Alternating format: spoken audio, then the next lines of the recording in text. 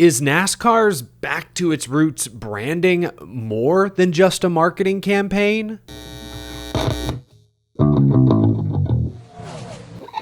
How's it going, y'all? My name is Eric. Welcome to Out of the Groove, presented by Tableau TV. Lots to get to, including my weekly power rankings coming up in the second half. But first, we need to thank today's sponsor, the NASCAR Hall of Fame. If you're visiting Charlotte this weekend for the race, be sure to stop by and immerse yourself in NASCAR history. 2025 inductees Carl Edwards, Ricky Rudd, and Ralph Moody have their artifacts enshrined in the Hall of Honor. And if you're looking for more action, check out the realistic racing simulators, the Pit Crew Challenge. From the legends that shaped the sport to the new heroes looking for a place in the record books, the NASCAR Hall of Fame has something for every race fan.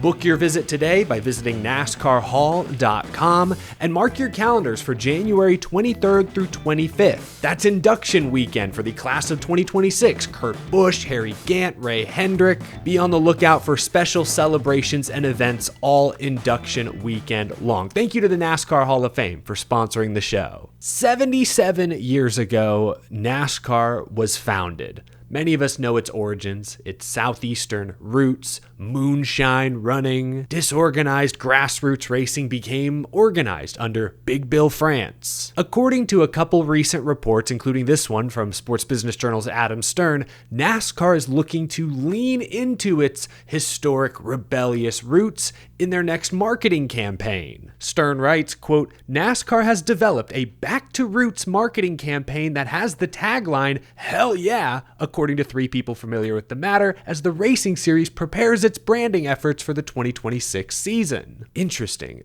First impression, I'm not so sure about the tagline. Hell yeah. I don't know. I get it. They're trying to be a little edgy, but it feels like faux edgy, like corporate edgy, like we're rebels. Yeah, we curse, but only to the extent that our corporate partners are comfortable with. I don't know. It's also too vague. Maybe I'm out of touch. I'm not sure. For what it's worth, NASCAR's chief branding officer, Tim Clark, responded directly to Stern's report, saying, "No tagline has been finalized, no spot has been created, and no campaigns have been planned." He denies this report. But it's worth mentioning there's a similar story that ran in Adweek just a few weeks back, where they wrote that, quote, the U.S. Stock Car Racing League and Sanctioning Company will reintroduce its brand in a way that plays up its rebellious Americana roots, satisfying its core fan base while reaching new audiences. Rebellious roots, yeah, maybe the hell yeah tagline isn't going to stick, but the rest of Stern's report seems quite plausible. I'm all for NASCAR having its own identity.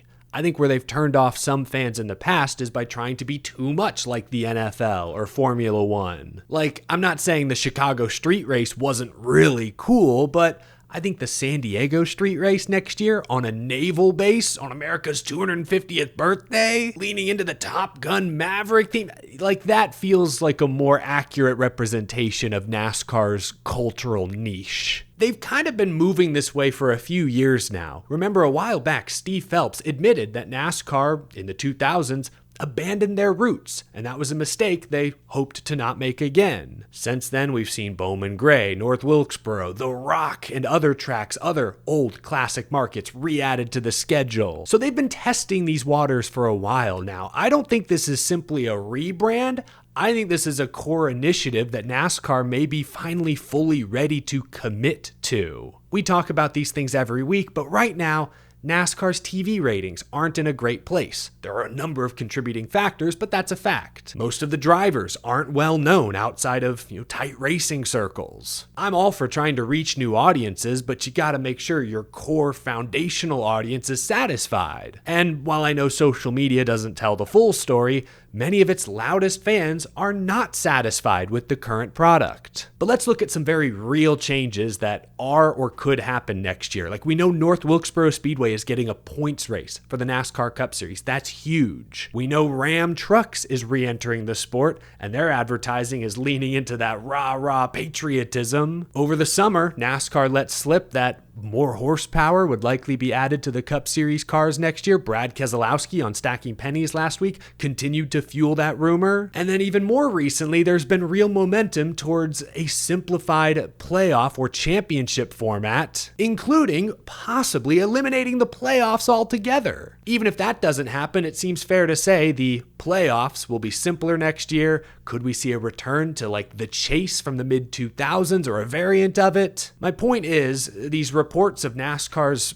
possible branding efforts seem to be more than just branding. And I'm all for it, because while I love when NASCAR tries new things, I was at the first Clash at the Coliseum, I was at the first Chicago street race. As much as I love these new bold ideas, NASCAR the past few seasons has tried to walk a very difficult line. They're trying to be all things to all people, and that's very hard to do. So much content now is niche. There will be massive music audiences selling out stadiums in your town that you've probably never heard of. Every sport has its own subculture, its own meta. And so when it comes to NASCAR, I've said many times the past couple of years that at some point, they may need to pick a lane. Do they want to keep experimenting, trying big, bold, new ideas, chasing that new fan? Or does it make sense to return more to what's familiar? A back to our roots campaign may be seen by some as safe or unimaginative. But right now, NASCAR needs to solidify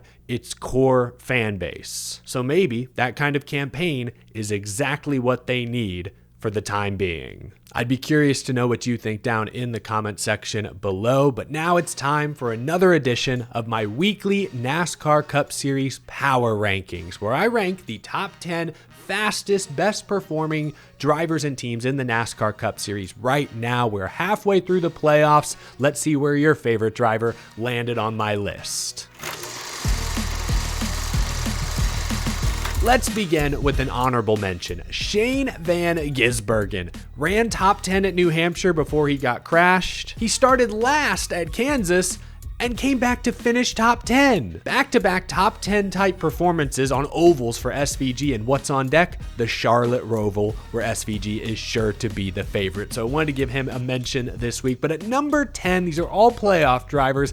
I struggled between Tyler Reddick, Ross Chastain, and a couple other guys for this spot, but I'm giving the 10th spot to Reddick. And that's because Reddick has shown a higher ceiling in recent weeks than those other names I considered. Like Reddick ran second in the Southern 500 a few weeks back. He was running top 10, almost top 5 at Kansas this past Sunday. He ultimately finished 7th, but like when I compare him to Ross Chastain, it's been 17 races since Chastain last scored a 7th place finish or better. So while the 45 has been inconsistent, they've proven multiple times recently they are capable of contending. Put Reddick in the 10th spot. At number 9, I hate to drop this guy so far because he finished top 10 at Kansas ultimately, but William Byron only has 2 top 10 finishes the past 7 races, and for most of Sunday's race at Kansas, I'm not sure the 24 was even a 20th place team. No stage points whatsoever. This car has been up and down in recent weeks. I've got him at 9 because I don't really know what I'm going to get on a day-to-day, week-to-week basis. His teammate Kyle Larson is in the 8th spot. He was up in the top 5, top 10 all day at Kansas, earned points in both stages, finished 6th, his 2nd consecutive top 10 run. I'm liking what I'm seeing from Kyle Larson, but that 5 team is still missing the knockout punch they've had the past couple of years. Would you believe it's been 10 races since Larson's last top 5 finish? That's not the Kyle Larson we've come to know. At 7, I still have Bubba Wallace, and that's because as great as the speed has been the past couple months, a lot of top 10 runs, a ton of laps led, Sunday at Kansas was Wallace's first top 5 since the Brickyard 400. He's in the same boat as Kyle Larson. They missed out on some early stage points at Kansas, took him a while to find the handle, but I'm glad they showed that rough weekend at New Hampshire was kind of just a fluke. Wallace at 7. At 6 this week, give me Joey Logano. Joey ran a great race on Sunday, especially considering their Saturday struggles, but he was never able to get past like 7th, 8th place in the running order. They just didn't quite have the speed of most of the Gibbs or Hendrick cars. We know this is the team to beat at the short flat tracks. We know that. but everywhere else, I feel like they're still missing just a little bit. Joey Logano at 6, top 5. Chase Elliott, the big winner, is our biggest mover this week. Qualified great, ran top 5 throughout the stages. Strategy put them on the offensive at the end there. He charged from row 5 on the final overtime restart to get the win. Have you seen the onboard footage yet? Super fun to watch, especially if you're an Elliott fan. I'd love to see this team put a full race together. They had contending speed from the start of the race to the finish. Chase Elliott back in my top 5. At 4 this week, I wanted to move Christopher Bell up because if you look at his last 4 races, 7th, 1st, 6th, 3rd, unbelievable average finish. He's making a strong championship 4 case if he can keep this up, but I still have Christopher Bell at 4 because I had to reward Denny Hamlin for how many laps he led, 159. He swept the stages, max stage points. Their only weakness Sunday was on pit road because they have a backup jackman and a backup, I think, front tire changer. The starters will be back in like a week, so I'm not too worried about Hamlin's pit crew going forward. They clearly had a ton of speed. Hamlin said afterwards that was maybe the best car he's had in relation to the field in the next gen era. This 11 team is extremely dangerous. That's why I have them in the 3 spot.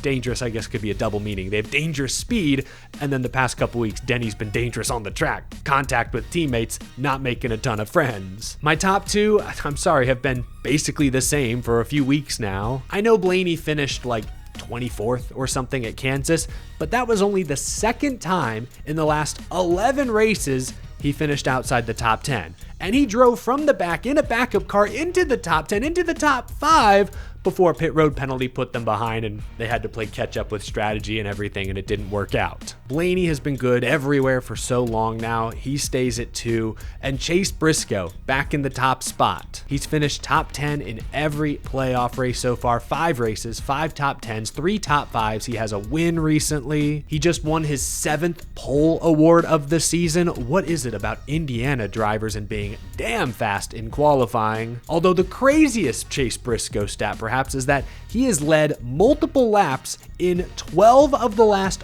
13 cup races. That is consistency. Love what I'm seeing from Chase Briscoe. You can't keep this team down for long. Briscoe at 1. I still think he's earned it. I'm waiting for someone to wow me to truly snatch that top spot away. I haven't seen that yet from anyone, not on a week-to-week consistent basis at least. So there's my top 10. Let me know in the comments if you agree with where I ranked your favorite driver, or if your favorite driver's not on the list. Let me know if they should be. Do you have a different number 1, different top 5? Let me know down in the comments. I love doing this segment every week because I love to see what y'all think and what opinions you hold on these different drivers that I may or may not agree with. So thanks for tuning in, folks. That's all I've got. While you're down in the comment sections, hit that thumbs up button. Also subscribe for more NASCAR commentary, news, race reactions, interviews, and so much more all year long. Really appreciate my Patreon supporters as well. I hope you all have a great rest of your day. Wednesday night this week, Wednesday at 8 p.m. Eastern time, I'll be streaming live with the Iceberg, Danny B, gaming YouTuber you may recognize. Jeff Faviano will join the show. Might talk a little NASCAR 25. That game releases in a couple of weeks. So tomorrow night, 8 p.m. Eastern time. Hope you'll stop by, hang out with us for a bit. I'll see you again soon. Thanks for tuning in, folks.